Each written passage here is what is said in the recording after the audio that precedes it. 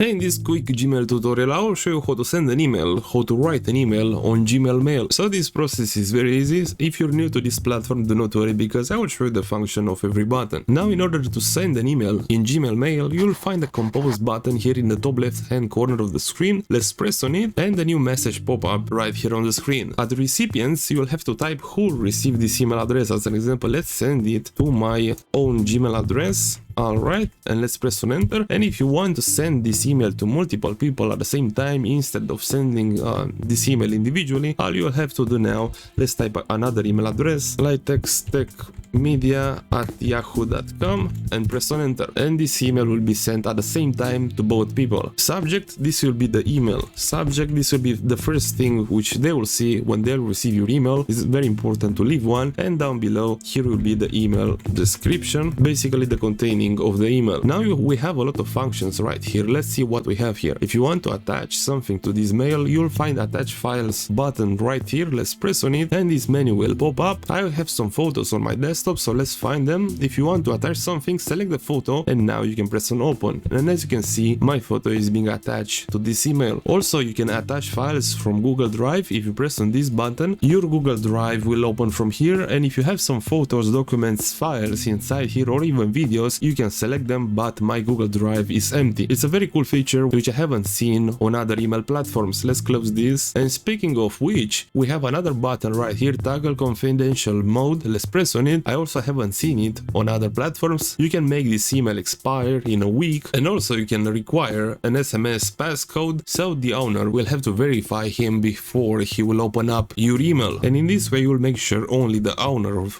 the email address, the person who created that email address, can see your email, because they will have to verify themselves with an SMS code. Let's cancel this. It's a very cool function to know it exists. You can write some emojis. Here you will find an entire emoji list, but they are not very professional. It's just cool to know that you can do it. And also you can make a link. As an example, let's write here, click here, and let's highlight the text now, and you will have a button right here, insert link. Let's click on it and we can attribute some website to this link. As an example, www.google.com. You can write here your website or something like that. And now let's press on apply, and when they will click on this text, they will be redirected to google.com because I paste that link, and you can change it and remove it. Let's remove it for now, and we can delete the entire text. Now we have some other functions in Gmail Mail similar to the Microsoft Word. We can make the text bold, we can make it italic, we can add an underline under it, and also we can add the text color. Let's make the text white,